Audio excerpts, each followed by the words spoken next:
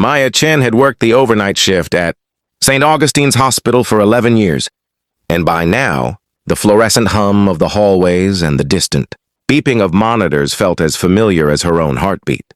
She had seen everything, the tears, the miracles, the quiet surrenders, and she had learned long ago how to keep moving, how to check vitals and update charts and answer call buttons without letting the weight of it settle too deep in her chest. That Tuesday night in late November, she clocked in at 10 p.m. just like always, pulled her hair back and told herself it would be a routine shift. It was not. It started with a small thing, the kind of small thing that most people would have walked past without a second thought. She was making her rounds on the third floor, the long-term care wing, when she noticed the old man in room 312 sitting upright in the dark. His name was Harold, 78 years old, admitted 6 weeks ago after a fall that had shattered his hip, and from the look in his eyes most days, something quieter inside him too. His family had visited twice in those 6 weeks. Maya had counted. She stepped into the doorway and said softly, "Mr. Harold, it's almost midnight. You should be resting." He turned toward her voice and she saw that his cheeks were wet. Not the dramatic, heaving kind of crying, the silent kind, the kind that has been practiced so long it no longer makes a sound. She walked into the room. She should have reminded him to lie down, noted it in the chart, and moved on. She had 14 other patients on her wing, but something in the set of his shoulders, something in the way he was holding his own hands, like he was trying to keep himself together, made her pull up the chair beside his bed and sit. "Can't sleep?" she asked. He shook his head. "Do you want to talk?" He was quiet for a long moment, and then he said, "My wife used to hate the dark. 53 years I slept with the hallway light on for her. Every single night?" He paused.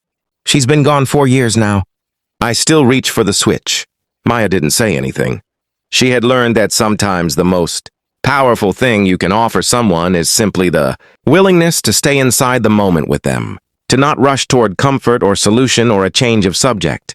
Harold talked for a while after that, about Eleanor, about the house they had built together, about a garden she kept that smelled like lavender in July, about how the worst part of grief was not the big anniversaries, but the small ambushes, the reaching for the light switch, the buying 2 cups of coffee by accident, the forgetting, just for one unguarded second, that the person was gone. Maya listened. She listened the way she wished someone had listened to her. Father in his final months, the way she had been too busy and too far away to listen herself.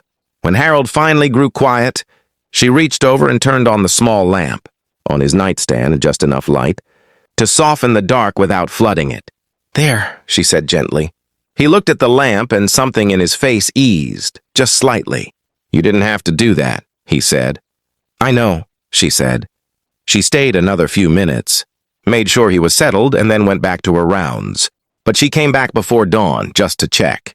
The lamp was still on.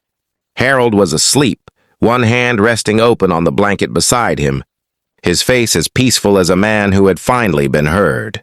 In the weeks that followed, Maya made room 312 part of her route in a way that went beyond protocol.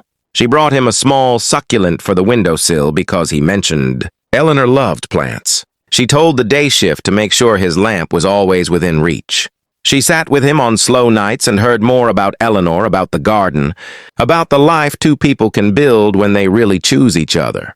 On the morning Harold was discharged to go live with his daughter, he held Maya's hand at the door and said, "You gave me something I didn't know I still needed."